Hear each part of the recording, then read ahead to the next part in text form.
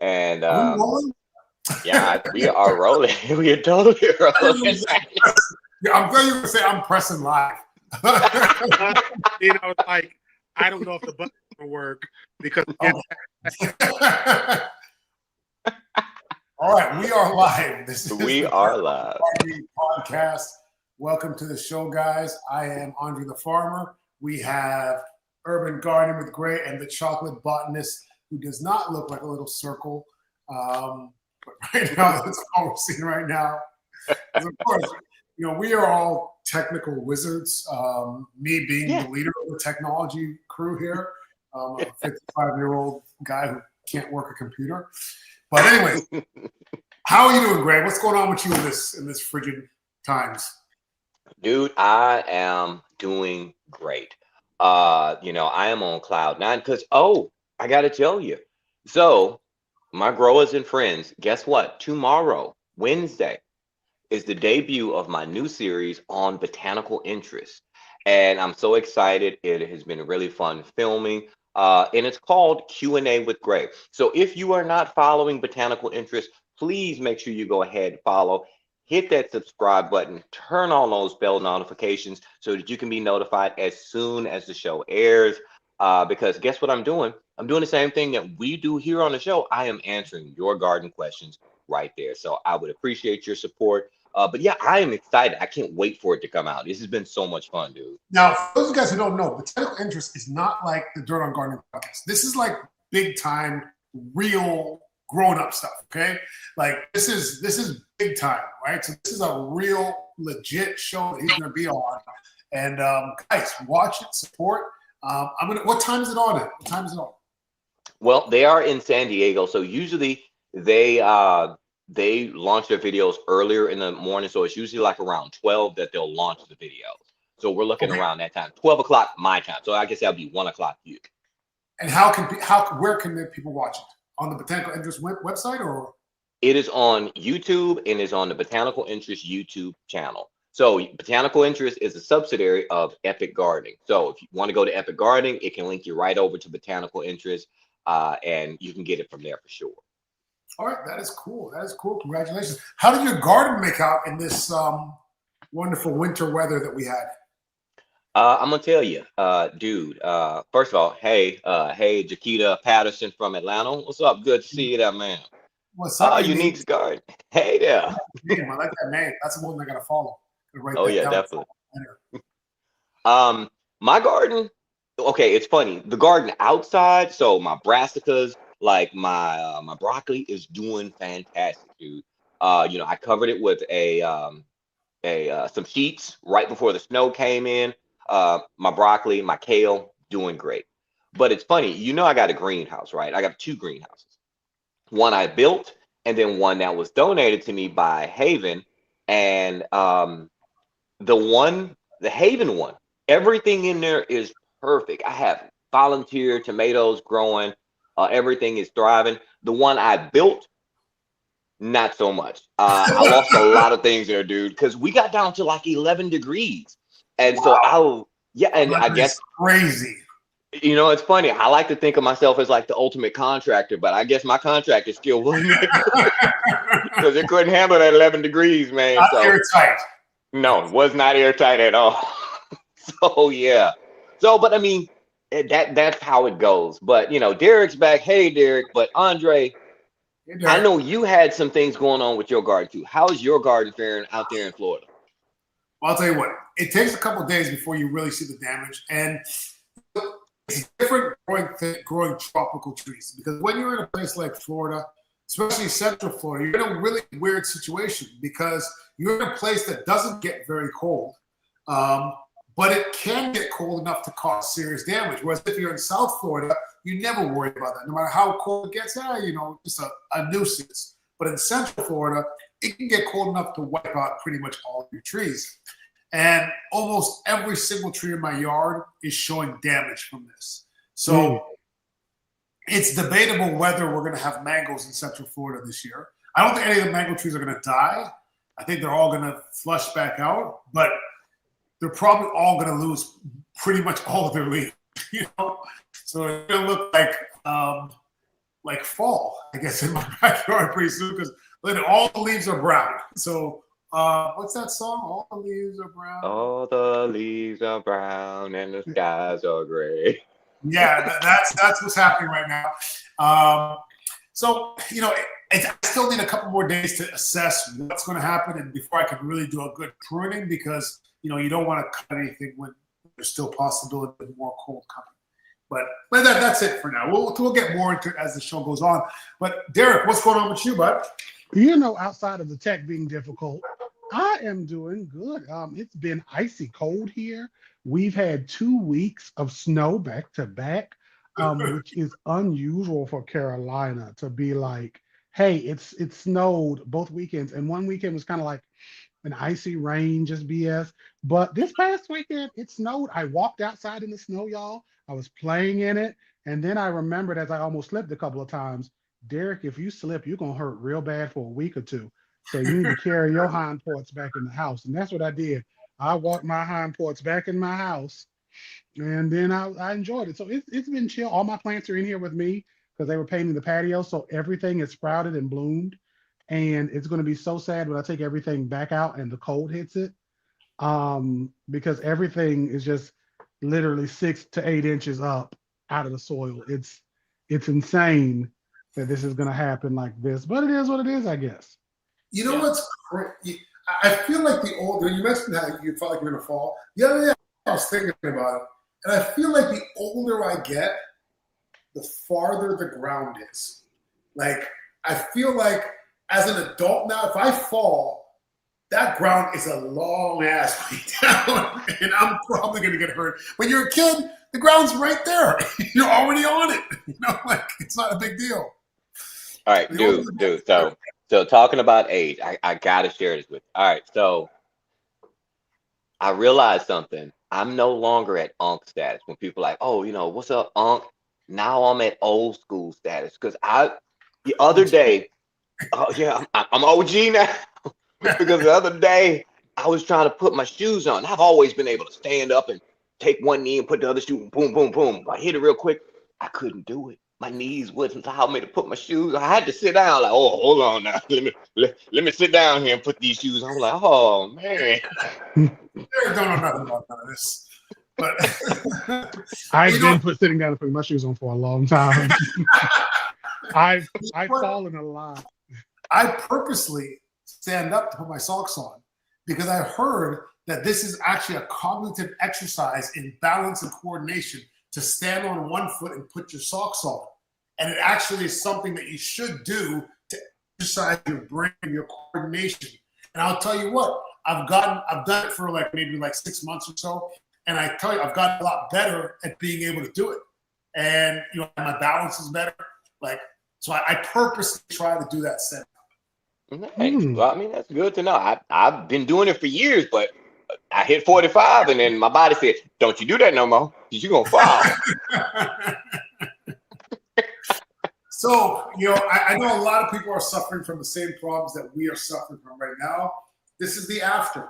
This is the after the freezes come through. For the people in the south, the people in the north, you got 6 more weeks, whatever that groundhog said you got. But for us down here, our winter's pretty much tailing off right now. And I don't think we're going to get another freeze in Florida. I don't know. Well, let me just pipe in for a moment, Andre. I don't know about that because it's weird. This week out in Dallas, we're supposed to be getting highs of the 70s. But I have seen from a credible source that the polar vortex is collapsing and that's going to send all that down my way. Maybe not for you. You may be okay in Florida. But I think next week, we're going to have another cold snap come through in Dallas. Because, in Texas, we always call this false spring. We get our false spring. They get 70 degrees. You're like, ooh, let me bring everything outside. Don't you do it? Well, here in Central Florida, our last frost date, believe it or not, is January 31st. Really? which didn't work out this year at all.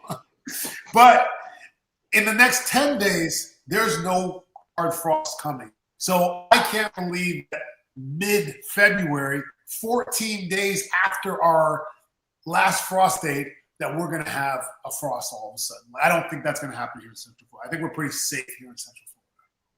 Yeah, look at that. Every February it snows in Texas. Yes, I'm expecting that snow coming, man. We're gonna have a very chilly Valentine's. Well, let me just say, once you are past your risk of frost, what is your procedure to deal with the damage? Because I know I have procedures to deal with the damage at that point. So, all right. When it comes to dealing with that, huh? Yeah. Now, I said when it comes to dealing with the damage, I mean, I just look at what's laying over in limp, and I pull it on out of there, I throw it in the compost, and I keep on rolling. I mean, honestly, like you, dude. I mean, both of y'all, we've been growing so long. Like, I don't sit there and shed tears. Like, oh no, my broccoli. I have like 14 broccoli ready to go in the ground.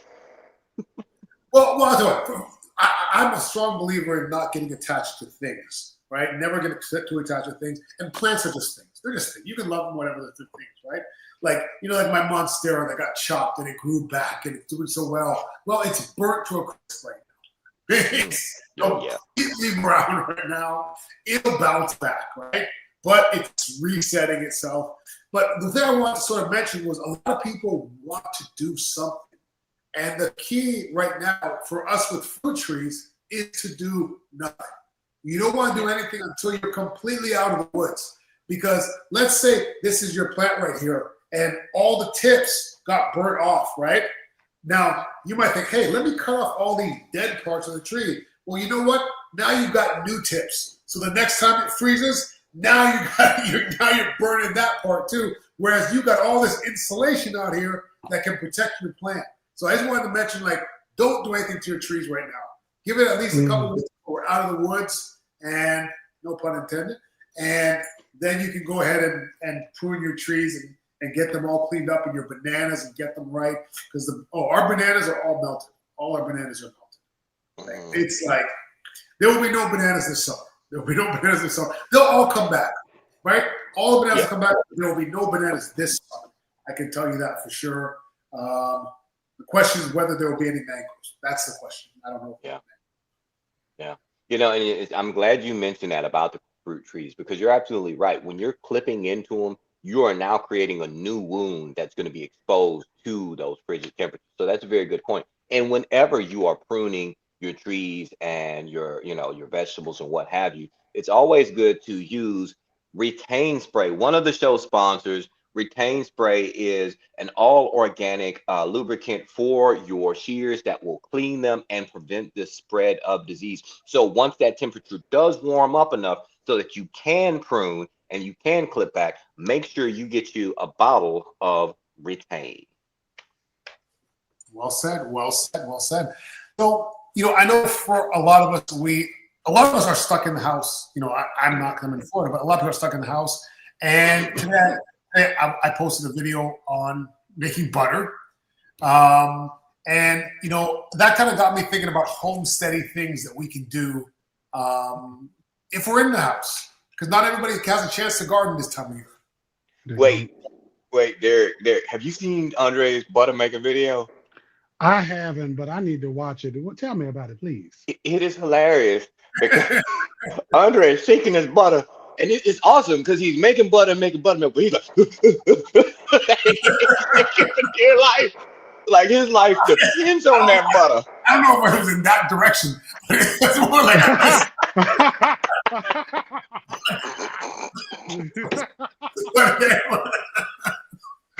oh, but he works for that toasted butter. He works for that butter. Well, back in my day, I also used to work for butter, and I'll let y'all just make it up when your mind what it was. But when it comes to the homesteading and growing in your house or trying to just survive, there is so many cool things that we can do because there's an intersection of homesteading and survivalism and plants and horticulture and gardening, right? So if you do something, person watching this, and there's some cool thing you do that is seed saving, that is making some product, put it in the comments below because we want to hear what y'all do. And we're just going to talk about what we do, Well, Lenita thinks we're going to get one more cold in Central Florida. We are not going to get another cold in Central Florida. I'm going to guarantee it. 100% guarantee. He said his word on it. Somebody clip this. No, the entire show is endorsing this. Oh. 100% guarantee from the show. Don't put that on me, right here, Bobby. Cold in Central Florida.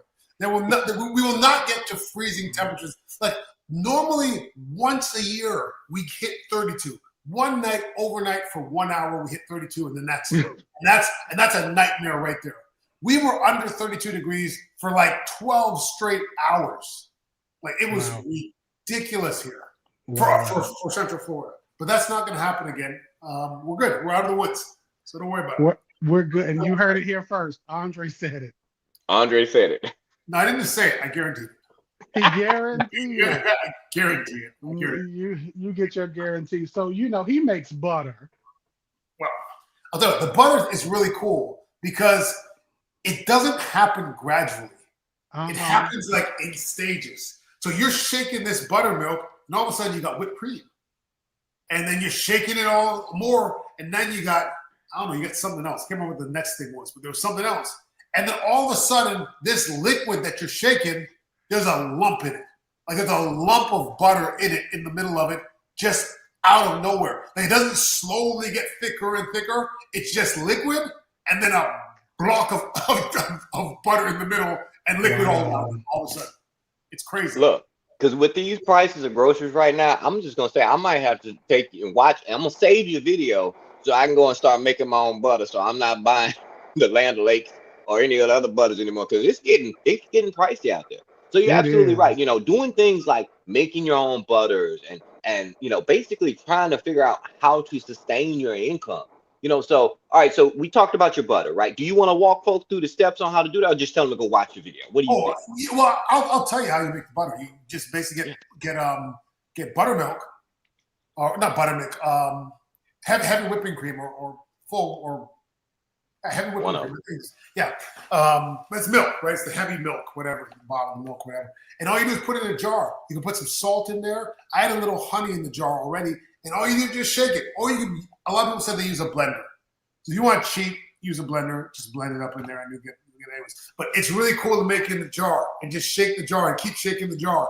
And you'll shake that jar for about an hour probably, and then eventually you'll have a hunk of butter in the middle. And then you can put that in cold water, and you can kind of wash it off, and it's a solid lump of butter, and it's actually probably some of the best butter you've ever had.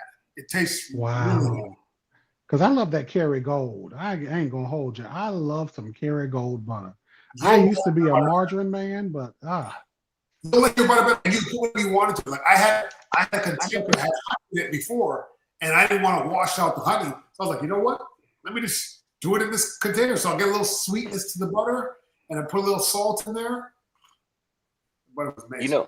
You got me thinking now, because I love adding butter and rosemary to my salmon.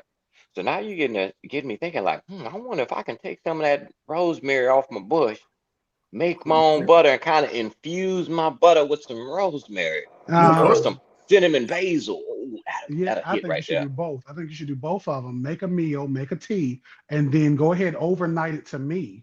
Okay, this is always about me getting it. Overnight it to me, and then we'll be good, because that sounds delicious. I'll tell you what, I was, when I first moved to the States, I was amazed at how much butter Americans eat. Like they eat butter like it's ice cream. Like I remember the first time I had pancakes, I thought someone put a scoop of ice cream on top of the butter, on top of the pancakes. I was like, why is there ice cream on my pancakes? It was like, that was butter, and that was intended for me to eat all of that butter. Like we didn't grow up eating butter like that. Like we grew up like you just put a little bit of butter on your bread every now and then or whatever. You guys eat butter, like eat it.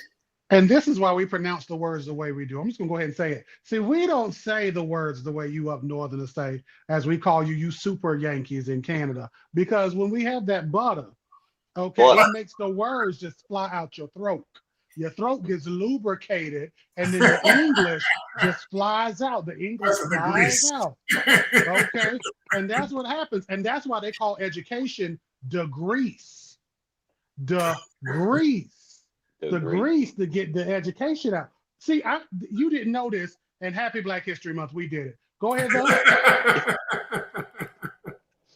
But with Andre's butter, that's a very good point. Being able to make your own butter, even though, yes, yeah, out here in the South, we consume a lot of it. We do. We do. Uh, but Derek, what's something like you would say that you do, like as far as like trying to cut costs or survival gardening or something like that? What's some ideas that you have, man? Now, one thing I used to do back in the day, and I don't do it a lot anymore, I used to make a lot of tinctures. So a tincture is taking like a high proof alcohol, a grain alcohol or a vodka, and I would put like herbs or fruit or some combination therein into this vodka to basically pull an extraction. So I am all against like people being like these plants can get rid of this and that and cancers of this and this and that and blah, blah, blah, blah, blah.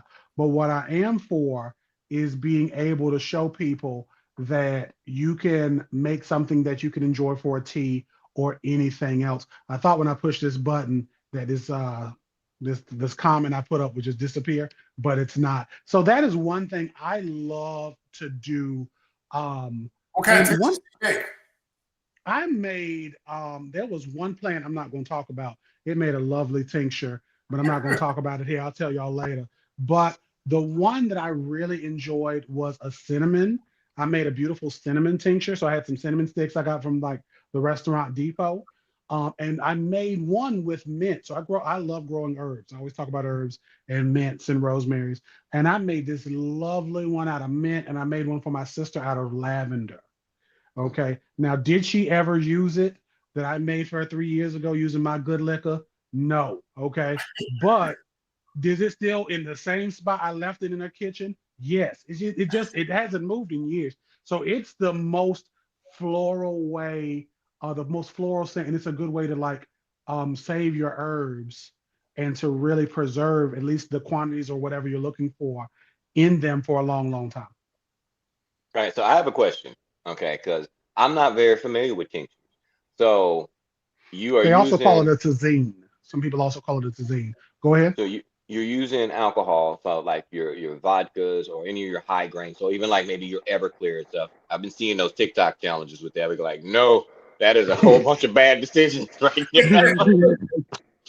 But so you're using your high grain alcohols, grain specifically, to extract, the oils out of these leaves. And like, so then what do you do with it? Like, do you drink it? Because I mean, it sounds like you're gonna get lit. That's what I'm saying. No, no. So keep in mind, Derek doesn't actually, this is a secret that most people online don't know. I don't drink. So what I do is I will get like hot water. I would take like a teaspoon, a tablespoon, put it in the hot water, the alcohol evaporates, and I'll use it that way. Or I'll use it in like if I'm making something for my hair, I'll use it in a process where that alcohol could cook off and that water can cook off. And I'm just left with whatever that extraction is, whatever the phytochemicals, those plant-based chemicals are. But I've used it mostly in teas. Okay. That's interesting. Yeah, it's a beautiful process. We had a question here. It's a little off what we're talking right now, but the question was, I'm late getting on, but my 7-year-old mango tree has frostbitten leaves and no flowers. Should I not expect any mangoes this year? I think you have a chance. I think a lot of these trees that haven't flowered yet probably have a chance of still flowering. It might be a late flowering this year, but I think once we're out of the woods in about a week or so, we can hard prune a lot of these trees, and some of that new growth should be flowers. Some of it should be flowers, but it's hard to say.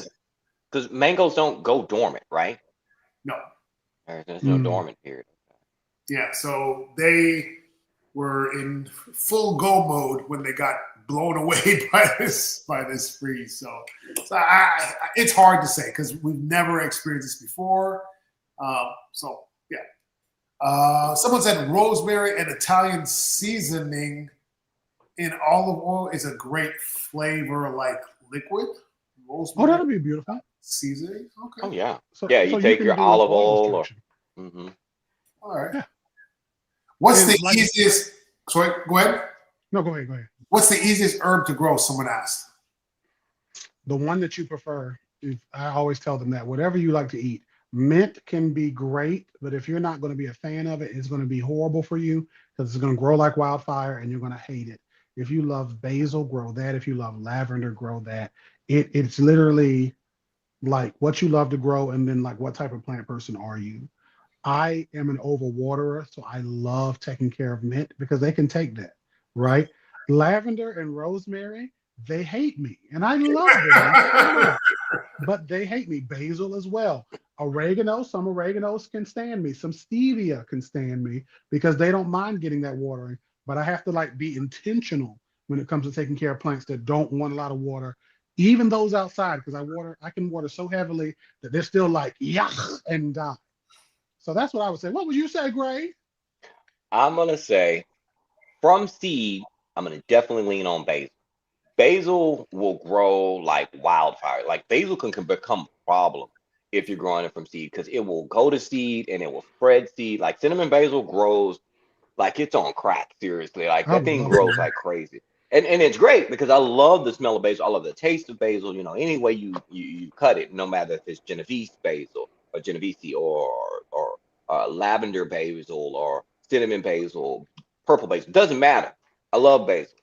So I would say from seed, basil is definitely a go for. Then you have like comfrey. Comfrey is a very easy one to start as well. Now, when Derek was mentioning mint, and no disrespect, Derek, but I'm gonna disagree with you with the mint. Mint from plant, yes, easy to grow. From seed, hell no. Keep in mind, I Because don't grow anything from seed. right on, right on. But see, growing mint from seed is it's one of those photoblastic, to use our vocabulary, right? It has to be triggered by light, and it's like the particles, the seeds are like dust, and it is very challenging to get them to start, or at least it is for me. You know, everyone has their picks and choose. Now, lavender, rosemary's, all those things, I say that they're easy, but that's because you know what I do? I leave them the heck alone. That's what I do. Once I get those plants out there established, and I mean when I mean out there, I mean literally outside. I put them outside and I just walk past them and forget about them because these are plants that thrive on neglect. Don't water them too much. They love to be left alone. As long as you leave them alone, they'll be all right. Mm. Okay, okay. Yeah, I'm not a big herb guy. Rosemary grows because I leave it alone once again. But like basil, I find basil to be difficult to grow. Like basil for me is not super easy to keep alive here. Even mint, like mint in pots is fine here, but if I put mint in the ground here, it's gone. A year from now, you won't find any mint. It's crazy.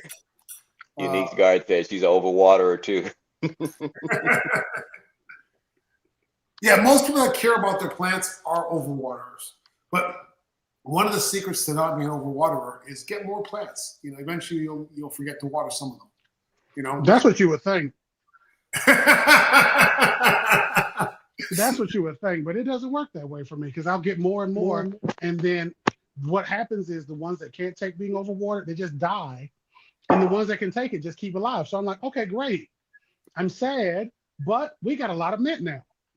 Well, I'll tell you what. One of the things that probably has a lot have died are mosquitoes, and that's a good thing because Sonia's bug spray is the thing that you need if you have a mosquito problem. This stuff is like lotion. It's smooth. Actually, it's frozen in the house because we had no heat for all weekend. But this stuff feels like lotion. I've used it in place of lotion. One day I was driving home and I did not have any lotion. There were people at my house. I looked at my hands and they were super ashy. I literally poured this on my hands and rubbed them on my hands just so I'd have lotion. Smells like lemongrass. It's all natural and it definitely keeps the bugs away. This is the refill bottle. Comes in the spray bottles as well. Here's a spray bottle. This spray bottle looks like. And this stuff is truly amazing. At soniasbugspray.com. You can also get them on the TikTok shop. I know that as well. All right. Yeah, I was getting my my Vanna white or my Vanna gray on. But right now, most of the country doesn't have to worry about mosquitoes, but they will be back, especially in Florida. Like as soon as we get one day in the 60s or 70s, the mosquitoes will magically reappear immediately. Andre, do you even use your heater on like in a regular winter? Like let's not say this winter. This was an anomaly, but like, do you even use heat? In regular winter, very rarely. Even to the point where the first couple of days, I didn't really notice that the heat wasn't working. But like the day before yesterday, it got really cold in the house. The house was like 62 degrees or something like that. And that's freezing for me. That's not, I want the house to be 75, 80 degrees. So it was cold. And I had a former patient of mine, friend of mine, he does ACs and heating. So he came over and he fixed it in a jiffy. So we got heat again. But yeah, we're good now. Wait a minute, Paul. You said 75, 80 degrees. Oh my God, I would pass out at your house. I would pass out 75, 80 degrees. Like, oh, help me, please. I need some water. I set thermostat at 77. 77. No. Me and my wife fight daily. I'm like, look, keep this thing at, we can meet in the middle. She wants 76. I'm like, 74 is close enough to 73. We can do 74. 70. I don't want to have to have a blanket on me on the couch. Like, I just want to be able to sit on the couch in shorts and the shirt. Just be cool. So basically, you just in a sweat all day is what it sounds like to me. That's not a sweat. I think over 80 like approach a sweat, but no. I just want to be comfortable. I want to be cold in my house. I don't want to be cold in my house. Andre's mansion, because we know he has at least 30 acres in that mansion. 30 acres is 100 rooms. He has it at 74. That's a lot of heating bill, okay? That man is rich. I want y'all to know because your power bill is sky high. Look. Sounds like it froze on Andre's side. Let's see. It can't freeze. It can't freeze. It's too hot over there. It's too hot to freeze. Am I frozen right now? You're back. Can you guys hear me? You're back. Yeah, your quality dropped off. You might be having a signal problem. All right, now Death Kiss Miss. I love your name, by the way. At Death Kiss Miss says, for my Rosemary, how dry should the soil be between filling the bottom tray with water? I don't have a humidity dome, and I just started germination. All right, so we're growing rosemary from seed, and from seed, from seed is different when we were talking about the plant. The plant likes to have those dry, arid type of situations because that's its normal conditions, because your rosemaries, your sages, and your lavenders are all Mediterranean plants. But from germination, long as you get a nice moist, honestly, like a dampness as far as your watering goes with your rosemary, that'll be fine. And we're talking damp, we're like a wrung out sponge damp. You don't want it waterlogged. So even if you don't have a bottom seed for bottom watering tray, you'll be okay. Just give it a nice little spritz of some water. Just keep it hydrated because you don't want that seed to dry out on you. If the seed dries out, that can be a problem. So I wouldn't focus so much on how much you should let the seed dry out as to this is okay. This is a time when you can overwater a little bit. Once germination starts, then taper off, back up off of it. Your thoughts, guys? I don't really do well growing stuff from seed, so yeah. It's general. Like herbs, I can't because they want to be on top of the soil, and I just love watering. So I don't do a good job growing them from seed. But that is all legitimate, and I think you just have to be careful not to try to force feed them water they don't need. Yeah, I would definitely agree with that. I feel like for all seeds, they need more moisture than they do when they're mature plants. But my rosemary is also really easy to transplant. I find that the mature plants, like once you have a plant, you could take it up, put it in another pot, move it somewhere else. They don't seem to really mind that, and you can even split them up pretty easily. Take cuttings from them. They're once they're established, they're pretty hardy plants. The only way to kill them, I think, is drowning them. I think that's the only way you can kill them. I think really. That's basically it. Yeah, drowning will be the only way to kill them because get that root rot real easy. My rosemary was actually encased in ice, and then as I was pulling out all the dead pumpkin around it, it was ripped out of the soil just yesterday, and I just stuck it back in the soil and put some dirt over it, and it's fine. And it's a pretty good sized plant. Like it's like this big. It's a good sized plant. It doesn't care. It's truly one of those plants that thrive on just being left alone. And speaking of thrive, if you're looking for a way to have your plants thrive, whether it be your ornamentals or your outdoor garden plants, I want you to check out my friends over at Thrive Roots. This is Thrive Roots Berry, and it's one of my favorite products, and they are a sponsor of the show and a sponsor of Urban Garden with Ray. Thrive Roots Berry, I actually have 13 strawberry patches, and I put about 60 milliliters, so that's about 2 tablespoons per gallon of water when I'm watering my strawberries, and they keep my berries thriving. They're available on Thrive Roots, Thrive spelled with a Y, and it's thriveroots.com. Make sure to check them out. Oh, with that being said, guys, Tiffany, the owner of Thrive Roots, said she wants to be on the show. She wants to come by and hang out and kick it with us. Guys, what do you think about it? Do you think we could have Tiffany come hang out with us? I'm all I think for it'd it. be great. Bring it on. Bring it on.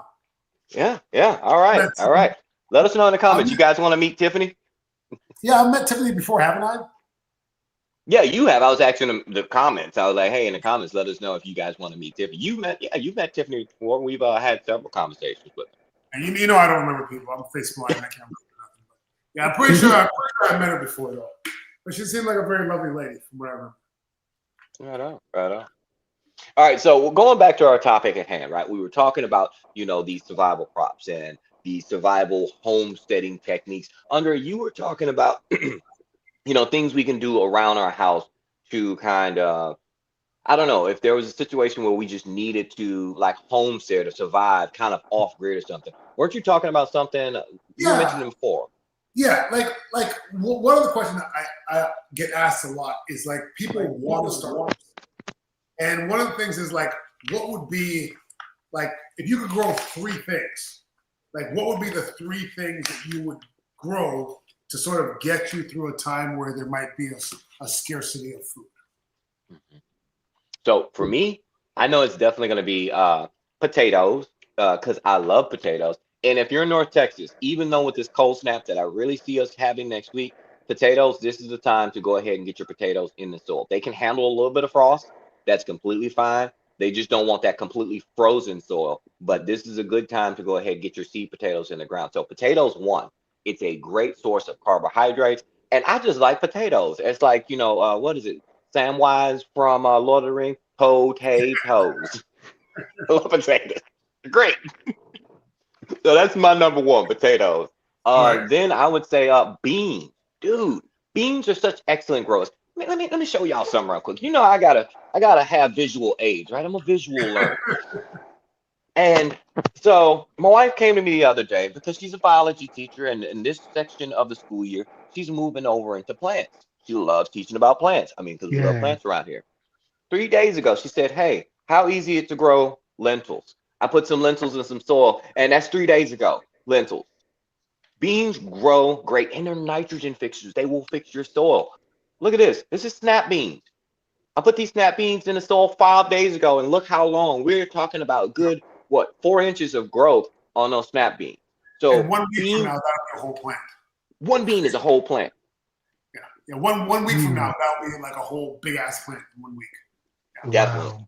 Definitely. So those are my top 2 right there. Beans and potatoes. What's your third crop? Spinach. Even though spinach is a cooler weather crop, right? 1, I love spinach. I love the taste of spinach, any variety of spinach. But 2, it's a great source of protein. I mean, so if you think about it, you've got carbs coming from your potatoes. You've got protein coming from your beans and your spinach. You're set, off of that. And then plus, all 3 of the things that I listed, they all store well. You can dry beans, you can cure potatoes, and you can freeze your spinach. So with those 3 right there, that's my trifecta. Okay, all right. Derek. You named some good stuff. I was like, oh, I didn't think about that. So the first one I would do is loofah aegyptica. So you can grow loofahs that you can use not only to like clean yourself. So like the shower poofs that you get, that some people think are like sea sponges, they're actually the inner network of a gourd, like the inner cellulose bands of a gourd. I would grow those because people gonna need to clean themselves, and they're gonna need to be able to scour something. Okay. And if you ain't cleaning yourself, you must it. You're gonna be the cleanest, hungriest dude out there. Look, some people I can trade. See, here's the thing. You need my stuff, hey, the Gray, you got beans? I got I these got loofah. beat. There you I got go. these loofah. I got these scouring pads because you can use them to clean your dishes and stuff. I got these things. Okay, that's one. Number two would be mints because you can make teas and stuff out of that. And then number three, this is a hard one because I would want something that a lot of people wouldn't think to grow, but and that would be like some type of valuable. But I would either do like a tomato or some type of rose because again, you can eat rose hips. You can make jellies and stuff out of rose hips, and they treat you good. Is he frozen on your end? I think he is, but it's so perfect because he's just frozen, full Yeah, he's smile just and everything. smiling. He's like, He was he's so like happy with what I said. he was. He's got a DMV picture. Just Now, see, this is what happens when you keep the heat up on high. His internet had went on strike because it's so hot in there. Okay, that's what had happened. The temperature went sky high. His internet said no and left. Let's see if he's in the backstage here because I'm also having internet problems today, y'all. We but you we know what, appreciate y'all Derek? staying here. What's up? I love the fact that we're talking about these survival crops, and you are straight up thinking about like trading. And it's funny because not they're not a sponsor of the show, but you are making me think about Fallout. And it's like they Derek is strictly thinking about I'm gonna trade with some people, and yeah, I got you. I will trade you some beans for some lupus, brother. That's right. You need some eggs, I got loofah. You need this, I got loofah. Because the thing is, like you're gonna need some of these things. And if everybody's gonna be growing beans and potatoes. Some people may even be growing mint, but I'm gonna grow these things. And you know what? And if I don't do I might do stevia. Because Mm, stevia you can use for sugar, either stevia or sugar cane or that other plant you can use. What is it called? There's another crop you agave. can use. Not agave, it's another plant. And I'm trying to see, I don't know if he's in the back. I don't see him in the backstage here. Not agave, it's another crop you can use As a sugar. as a sugar, and it's another grass. One of my friends used to grow it and sent me some seeds, but I can't remember the name of it. Come back to you. But no, you Anyway, bring up a very good point because I mean, yeah, we have to, if we were in a survival situation, yeah, you would want to be able to eat, but you also have to have some of those luxuries as well because those luxury items, those are those creature comforts. So yeah, having sugar, yeah, I can eat potatoes all day long, but eventually I would want a little bit of sweetness, right? I would want to be able to, as my kids say, wash my bum. So it's a very good point. I didn't think about it. okay, Um, here he is. there he is. He's back. Hey Yes, guys, he's can back. you guys hear me? We hear you. We just don't see you. Oh, son of a gun. That was a good catch. Yeah, Something up with your Matt. camera? I don't know what's going on. StreamYard must be updating something because I'm having the darndest time. Well, StreamYard loves me because I'm still here with a solid cam. So Oh, hello, folks. all right, you guys didn't be able to hear me, but so what? I didn't. What was Derek's other thing? He's gonna You were have smiling so good, I just thought you heard. loofahs and what And else? it's not the sugar beet, it's another grass you can use. I'm gonna say sugarcane, loofah, and mint. So you're So gonna have nothing to eat. I'm gonna have everything to eat. When you need some sugar for your food, some sugar for your desserts, you gonna come to me and be like, I need some sugar. I got all this cane syrup back here. And I happen I to ain't be got watching. no food. I got cane syrup. Look, I'm gonna have again. All the people gonna come. Oh, you want some of this cane syrup? Give me 3 eggs and I got you. Give me 5 potatoes. I got you. Oh, those steaks look good. Let me give you a quart of this here sugar gel here. I'm gonna be trading everything. All right. Either you're going to be the richest dude out there or you're going to be the hungriest dude out there. I don't know which one's going to be.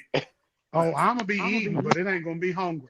All right. I think I am going to go with sweet potatoes because you can eat the leaves as well as the tubers.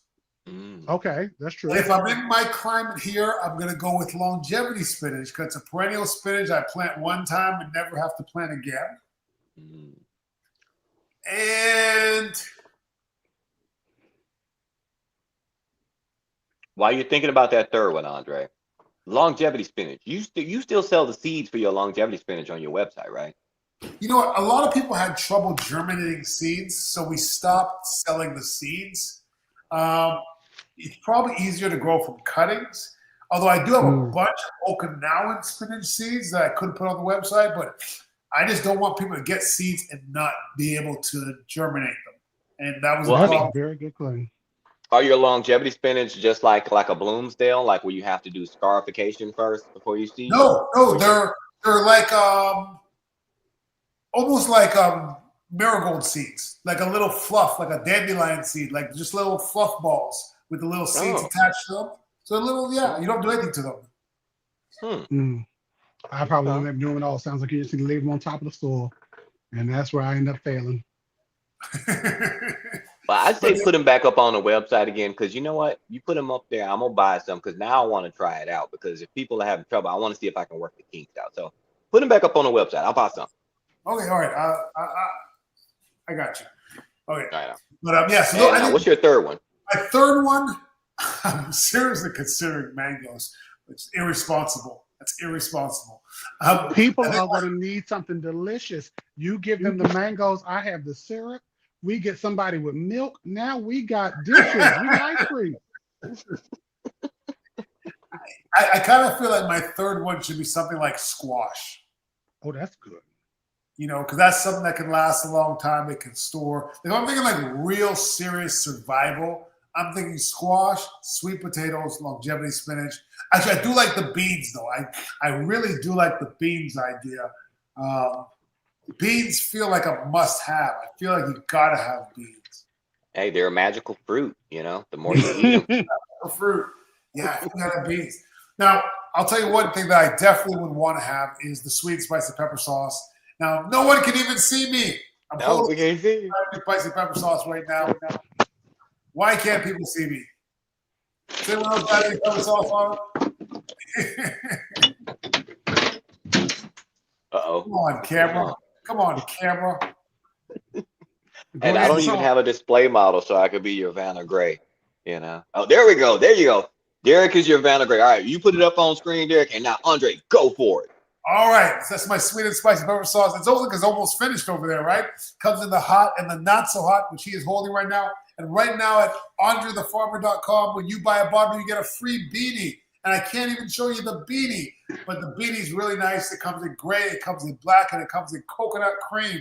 And you get a free one with promo code BeMine at AndreTheFarmer.com.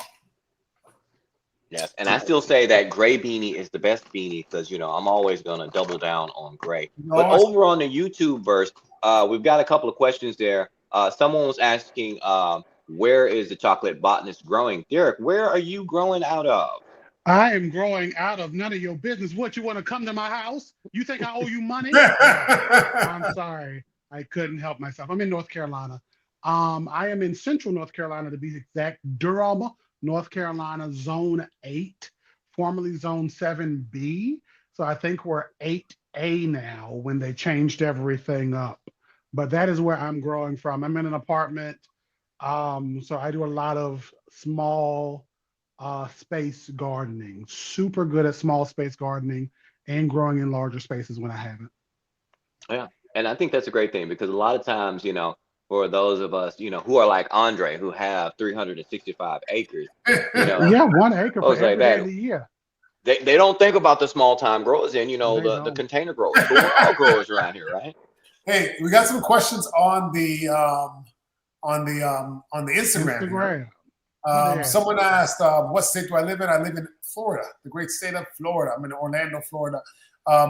JLBC says, Who is that? "Okay, that's Jen.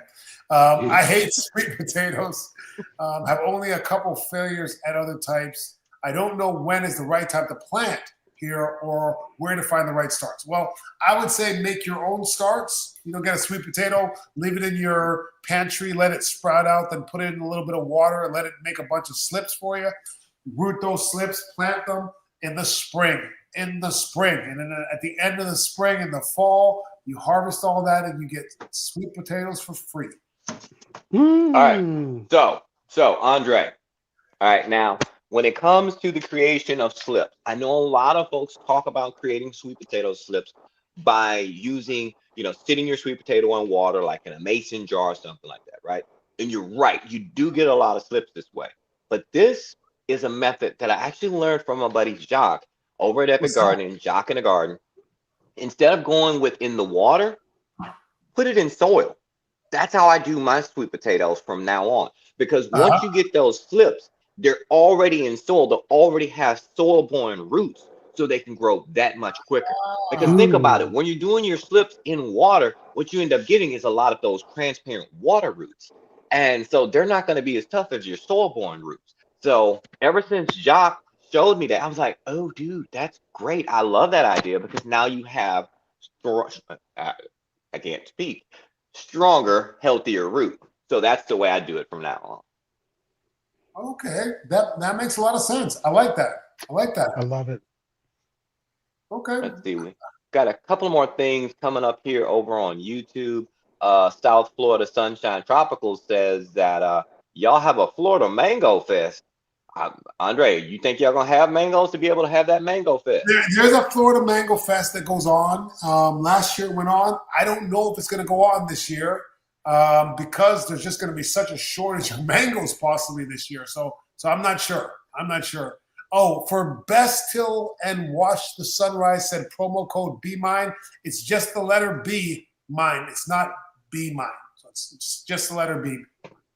Man, I hate sweet potatoes. Though. I don't really like sweet potatoes either that much. Like I like sweet potato fries, but I'm not a big sweet potato eater.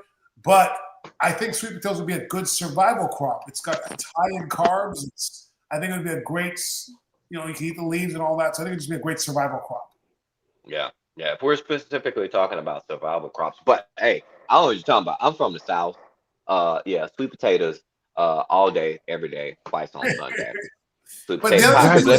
Hey, we were talking about sweet potato pie. We still gonna make it. I'm gonna make you a sweet potato pie, Andre. I'm gonna make you. You come down when you come to Texas in April, guys. If you don't know this, Andre is actually coming out to Texas. The dynamic duo is gonna be back together again. We're gonna be in Houston, Texas for PlantCon at the end of April. That's 24th, 25th. So you make sure you stay tuned. But when Andre comes to Texas, I'm gonna have some sweet potato pie and some watermelon and some raisins for him. You gotta get some catfish for them too. Those are all very different levels for me, right? Like raisins are like non-negotiable no-goes. But like watermelon, if I'm hungry enough, I'll taste a little watermelon. I don't hate watermelon like that. I just don't like it particularly. It's such a mid fruit for me. And then sweet potato pie. I don't hate sweet potato pie, but it's not worth the calories to me. Oh. So you ain't had nothing good. See, this is where I'm like, this is how you so thin because you don't really know how to eat. Because I know how to eat. Some sweet potato pie. I get some sweet potato pie. I'm in heaven. I get me some watermelon. I'm in heaven. I get me some catfish. Watermelon doesn't make you fat. Like watermelon's all water. If you eat enough of anything that I eat, you'd get big. I will eat a half a watermelon in a sitting. I will be like, this is mine. Get me some muscadines or some scuppernongs. Get me some stuff. Now, I'm not a mango fan. Some steppanols? I'm sorry. I was like, he's not going to know this after I said it. So we have in North Carolina some native grapes called muscadines. There's these big I know muscadines. What was the next one? And then the yellow ones are called scuppernongs. Scuppernongs? Scuppernongs. Scuppernongs. You know those names? I'm sorry, I'm laughing at the YouTube comments over here. They are talking about you, Andre. Well, you know Scuppernongs? Scuppernongs? No. That sounds like it's supposed to be something in Harry Potter. I know I should know it, but it sounds like it should be. There's a Scuppernongs in the closet. See, if you North Carolinians stand up, any Southerners on this side of the world, you will know a scuppernog. It's it was supposed to be a Native American term for the yellow muscadines. The golden ones. All right, great. Read those comments. All right. At Robin Garden says, can you trust anyone who doesn't like sweet potato pie? I know Andre is like one of my dearest friends, but I be looking at him side eye when he told me about the sweet potato. Like, sweet potato? Come on, man. I'm not a big pie guy. I'm not a big pie guy to begin with. Now, this is an interesting one. Okay, at South Florida Sunshine Tropical says that they have ube, UBE, if I'm saying that correctly, yams. ube. Okay, ube yams, but the University of Florida just marked them as invasive. But they said they're a great survival crop. And I wonder now, Andre, you're out there in Florida. I'm not being here in Texas. I'm not, a Florida master gardener. But I wonder, is it just because of how extensive, how invasive they grow with the ube, with the yams? They really do well in that soil out there. Do you know, Andre? We're talking about ube sweet potatoes, right? They're sweet potatoes. They're not yams. Oh, they are. They're sweet potatoes. They're not yams. Right. Yeah, but there is a difference. But there's completely different things, right? Mhm. Like, yeah, but here in the South, we call them all the same thing. I know you guys in the South call everything yams, but sweet potatoes, right? Cause I grow purple sweet potatoes. I'm not sure they're ube, but I grow purple sweet potatoes in my garden, and I use them as a ground cover. So they are somewhat invasive. They will sort of travel and cover the ground. Yeah, so I can see them being invasive. Now that's one thing about the and the other thing is like potatoes. Like a lot of times when I say something about potatoes, people go, "Is it the same for sweet potatoes?" No, it's never going to be the same because they're not even related to each other. It's not like one is a potato and one is a sweet potato. They are totally unrelated plants completely, and they don't grow alike in any ways at all, other than the fact that they're in the ground. But, okay. And now, with that being said, just to let you know the update, at South Florida Sunshine Tropical says, they made a correction. They said, Discoria alta, the true yam, that's the one that's marked as invasive. So they came back. Okay. Yeah, that's marked as invasive. Okay, yeah. Okay. Is it a purple yam though? I don't know. It's a good question. Is it the purple yam? I don't think it's a purple yam. Yeah, because I think ube is a sweet potato. Actually, I had ube cheesecake this morning because my aunt made ube cheesecake, and I didn't really want it, but she put it right on my desk. So I walked in and it's sitting on my computer, a slice that's just out in the open. What am I supposed to do? So I tried it, and it wasn't terrible. It wasn't terrible. It wasn't terrible. Yeah, it is the purple yam, or it's the purple yam that is considered invasive. Okay, cool, interesting. Yeah. Interesting. Yeah, because yams, it's kind of probably a lot like the ear potato. The ear potato is very similar to a yam, and it's very invasive here because we're at ground zero for it. Because the guy who brought it to America, he has a nursery or a gardens. It's called Narland's Gardens, and it's right like I can walk to it from my house. And he's the one that cursed this area with that vine, and that's my number one weed every single spring. It vines all over the place, and it makes these little air potatoes. They're poisonous, and it looks like a yam. The leaves look very similar to a yam. Wowzers! Yeah. That's interesting because even though we're, where we started, and Andre, I think you missed this part because I was like, talking about all these survival foods and talking about, trading. I feel like we're on that show Fallout. Cause I was a fan of Fallout because I'm a gamer. I love the video game. But with something being invasive, that actually could be a good problem to have in those type of situations, right? Who is that guy? Oh, see, you don't know the show on Amazon, right. Fallout? I know we started watching Fallout with like the vaults. Yes. Yeah. This is the Vault Tech, Vault Pip guy. He's like the trademark of Vault Tech. Really? Okay. Because I started watching it. I'm like probably 3 or 4 episodes in with the cowboy zombie ghoul or whatever. Ghoul, yeah. Okay. It's an interesting show. It's kind of weird, but. Well, see, it's heavily based off of the video games, and I'm a gamer, so I've been playing it ever since, the first game ever came out. So I don't get the game anymore because I'm always in the garden, but I'm still well versed in the culture. So I love the show. I'm not a gamer, but Miss 117 something says collard greens, black eyed peas, and sweet potatoes. She's cooking some soul food up in there, trying to survive. We're not trying to win Soul Train. Come on. What? Soul Train? What? What? Train. See, again. What? No. And then I'm gonna back up. Yes, then you're gonna do this. We about to discommunicate you, because if you think about everything that she just listed, collard greens, black eyed peas, and what was the third one? Sweet potatoes. And sweet potatoes. Yeah.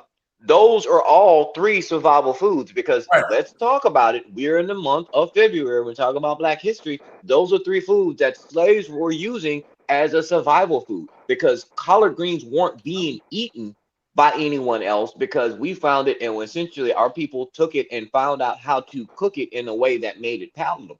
So, Hmm. and then your black eyed peas, that was another thing that wasn't being eaten. So these actually truly were survival foods at those times. So Yeah. I'm I, right there with you. I got your back. Andre, he don't have your back, but Ray Me? got your I back. just Potato think the eat. problem with the collard greens is that they're so seasonal. Like I think Now that's that's the true. real issue with that. But you know, I mean, it depends though, because I've had cabbage collards I used to grow on my patio year round. So you can, and I'm here in North Carolina, zone 8, it would get hot. Now, granted, the way my apartment is set up and the way they're set up, I think it gave them a slight microclimate where it wasn't as bright and hot on them as the rest of my patio. But I mean, even then, I actually don't have to take that back because the way they were, either way, I was able to grow them year round for years and get a big thick stem on them. But unfortunately, it looks like we survived until our hour. Oh Yeah, dang, I we are just saw almost that. done, We guys. ran over time, guys. We were having such a good Are we conversation. even We still here. on? Yeah, we're still on. All right, guys, we gotta go. We'll be back next week. Did we get all the sponsors in? Did we miss anybody? I don't think we did. No, All we right, got guys, everybody. thank you for watching. Here, someone else do the close because I can't even see me. Go ahead, on Gray. I'm trying to make sure I can actually close us out of this for real. Well, guys, it has been fantastic talking to you as always. Make sure you tune in every Tuesday. And if you have additional questions that we didn't get to in this episode, make sure you drop them in the comments for the replay because believe it or not, we actually all three do read those and respond to those. So if you have a burning garden question and you want to know more, drop us a comment. Make sure you share the video. It has been amazing. And for myself, Andre, and the chocolate botanist, we just want to say thank you for being here with us.